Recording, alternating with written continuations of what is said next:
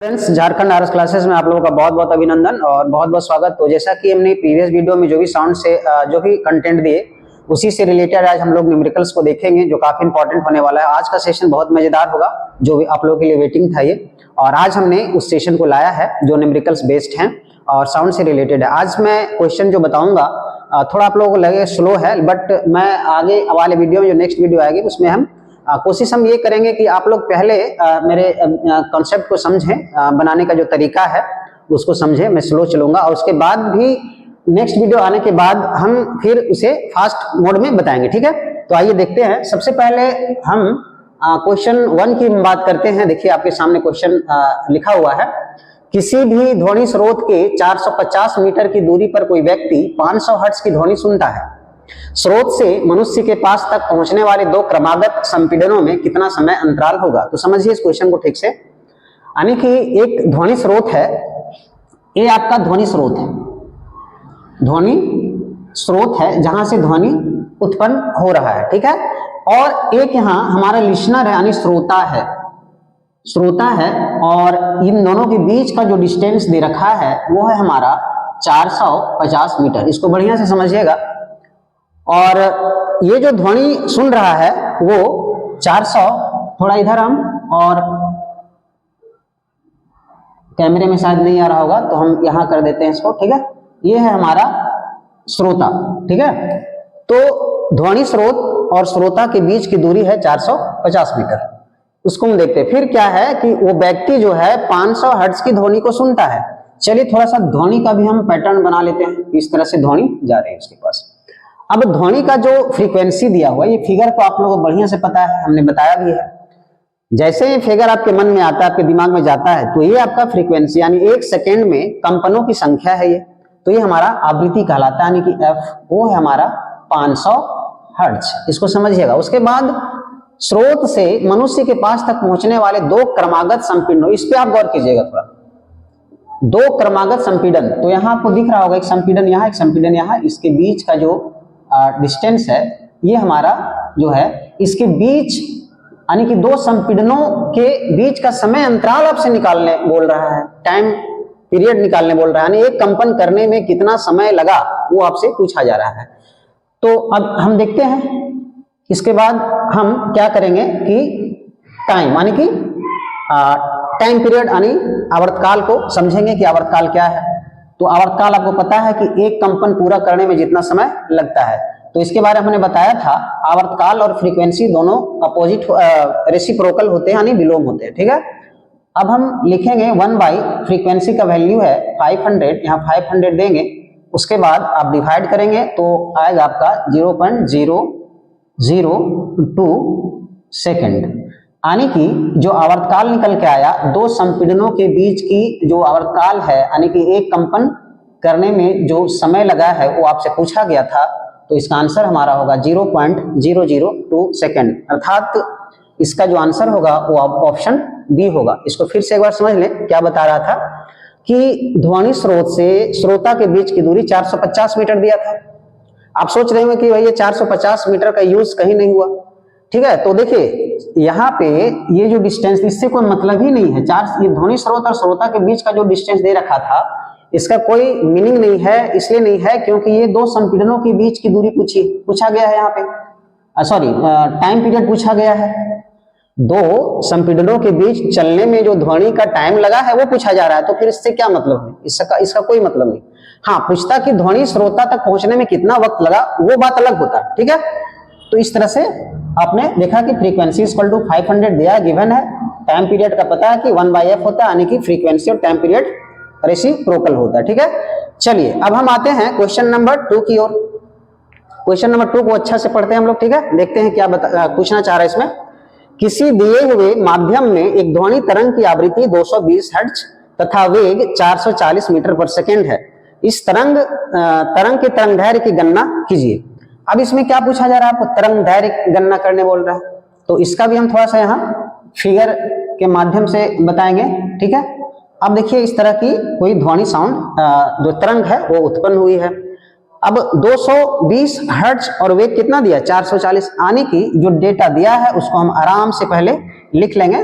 Frequency है हमारा 220 hertz और जो हमारा वेलोसिटी है साउंड का वो है 440 मीटर पर सेकेंड। देखिए फ्रीक्वेंसी 220 हर्ट्ज है और स्पीड जो है वो 440 मीटर पर सेकेंड दिया है।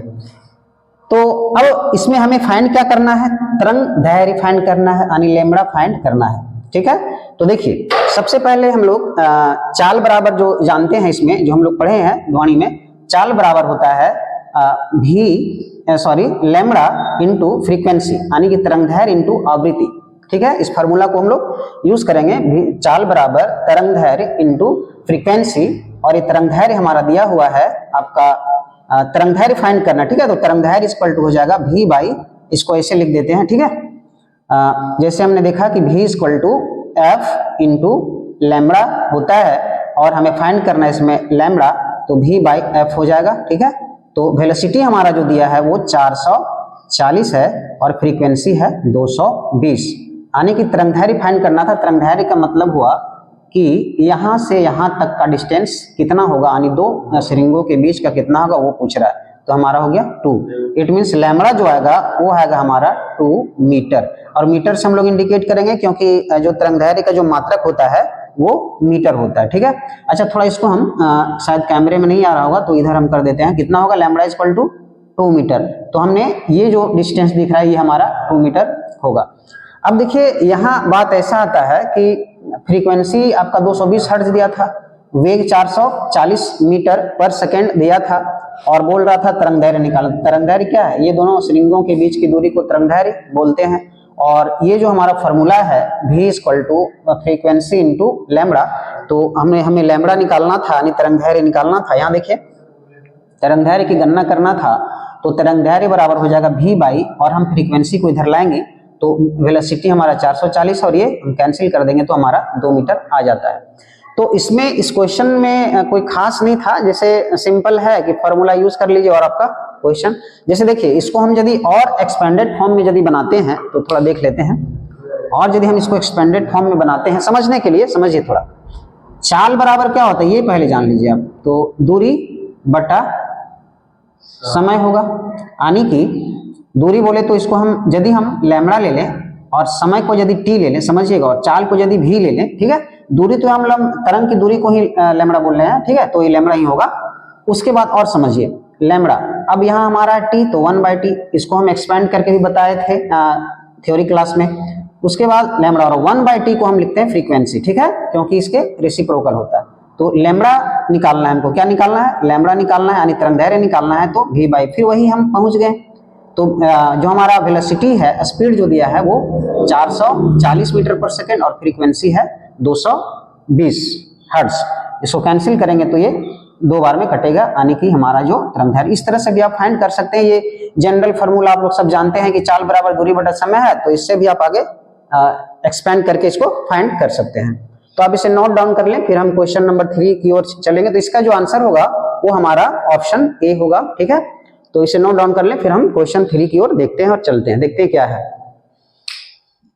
उसके बाद यदि हम क्वेश्चन 3 की ओर चले तो इसको हम गौर से पढ़ेंगे, समझेंगे क्या कहता है ये। क्वेश्चन नंबर 3, कोई प्रतिध्वनि 3 सेकेंड बाद सुनाई देती है। ठीक है, यदि ध्वनि की चाल 342 मीटर पर सेकेंड हो तो स्रोत तथा परावर्तक सतह के बीच की दूरी क्या होगी। इसको फिर से समझिए, कोई प्रतिध्वनि है यानी इको, वो 3 सेकेंड बाद सुनाई देती है। ठीक है, यदि ध्वनि की चाल 342 मीटर पर सेकेंड हो तो स्रोत तथा परावर्तक सतह के बीच की दूरी क्या होगी, इसको समझेंगे। मान लीजिए ध्वनि स्रोत है, यहां से ध्वनि उत्पन्न हुआ और यहां से ये परावर्तक सतह है। ठीक है, क्या है, परावर्तक सतह है, और यहां से ध्वनि जो है टकरा करके, जैसे यहां ध्वनि गई फिर टकरा करके वापस आई। अब यहां श्रोता है, अब इसको जो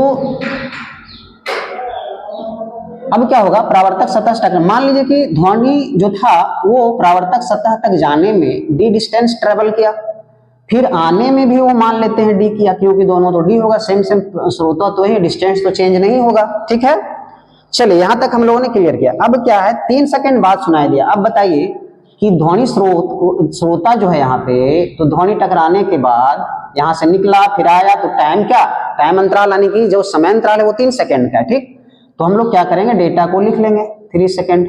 ठीक है, और हमारा कुल दूरी तो पता ही है क्या है। तो उसके बाद चाल को लिखेंगे हम लोग। ठीक है, वेलोसिटी को लिख लेंगे, ये है हमारा कितना, 342 मीटर पर सेकंड। अब बताइए कि दूरी बराबर फिर से क्या लिखेंगे हम लोग, चाल गुने समय। तो दूरी कितना लिखेंगे, d और d यानी कि लिखेंगे 2d, और चाल हमारा कितना है 342 और समय है 3 सेकंड। ठीक है, अब हो जाएगा, अब d इक्वल टू हम लिखेंगे 342 इंटू 3/2, कैंसिल करेंगे तो ये 171 में 2 1 7। ठीक है, ये आंसर आपका आएगा, इसको इंटू करेंगे यदि हम तो 3, देखिए 513 मीटर आपका, यानी कि ये जो d निकल के आया 513 मीटर आया। तो परावर्तक सतह के जो बीच की दूरी होगी वो होगी 513 मीटर। स्रोता से परावर्तक सतह के बीच की दूरी 513 मीटर। फिर से इसको हम समझ लेते हैं थोड़ा, है ना। देखिए यहाँ ध्वनि स्रोत है, यहाँ से ध्वनि निकलने के बाद टकरा करके वापस आई, तो कुल दूरी हमारा क्या चला, 2d होगा, और टाइम 3 सेकेंड, यानी आने जाने का टाइम है वो, पूरा समय जो है टाइम अंतराल है वो 3 सेकंड का है, और जो स्पीड है ध्वनि का, जो जिस स्पीड से जा रही है वो 342 मीटर पर सेकंड दिया है। तो आपको बहुत अच्छी तरह से पता है कि दूरी बराबर होता है चाल गुने समय। दूरी है हमारा 2d, चाल है 342 इंटू t कर लिए हम लोग। ठीक है, d।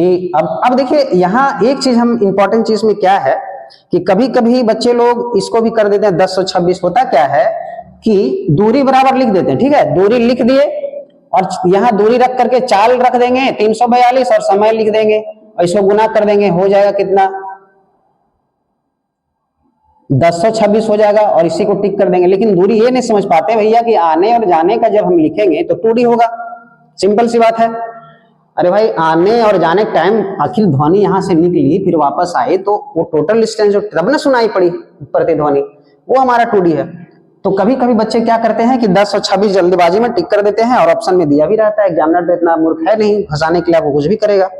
आप एग्जामिनर से एक कदम पीछे रहिएगा किसी भी हालत में, ठीक है, इसलिए आपको आगे बढ़ने का उससे एक कदम आगे सोचिए। तो आप इस तरह से यदि सॉल्व करते हैं तो कहीं कोई प्रॉब्लम नहीं होगा, और इसका जो आंसर होगा वो हमारा ऑप्शन बी होगा। ठीक है, इस तरह से हमने 3 क्वेश्चन को देखा, और फिर हम लोग नेक्स्ट वीडियो में और क्वेश्चंस को लाएंगे, और इस मतलब और डिफरेंट टाइप्स के क्वेश्चन हम लोग करेंगे और आपको समझाने का प्रयास करेंगे। एकदम मतलब 0 लेवल से हम बताने की कोशिश करेंगे। न्यूमेरिकल्स ऐसे नहीं होती है, मतलब आप फार्मूला रट लिए और फार्मूला को अप्लाई करके हम रिजल्ट तक पहुंच जाएंगे, ऐसा नहीं होता। फार्मूला यदि रटने से हो जाता तो बहुत सारा फार्मूला आपको रटवा दिया जाता पुट करके। लेकिन हाँ, सबसे इंपॉर्टेंट बात ये है कि फार्मूला कैसे इस्तेमाल करें, इस्तेमाल करने का तरीका आपको जानना होगा, चाहे मैथ हो, फिजिक्स के न्यूमेरिकल्स हो, केमिस्ट्री हो, है ना। तो ये सब सारी चीजें इस चैनल के माध्यम से आपको बताई जाएगी, और जहां जरूरत होगा उसके हिसाब से उस टाइम को देखते हुए, यदि आपको लग रहा हो कि स्लो चल रहे हैं तो हम फास्ट भी बताएंगे, ठीक है, जो कम समय में आप सॉल्व कर पाएंगे जिस तरीके से। तो आज हम इस क्वेश्चन के माध्यम से फिर हम नेक्स्ट वीडियो में और क्वेश्चंस लाएंगे जो इसी से बेस्ड होंगे, और डिफरेंट टाइप्स के क्वेश्चंस होंगे जो आपको बनाने में बहुत मदद मिलेगी और एग्जाम पॉइंट ऑफ व्यू से काफी इंपॉर्टेंट होगा। इसे आप दोस्तों तक शेयर करें, सब्सक्राइब करें। तब तक के लिए धन्यवाद।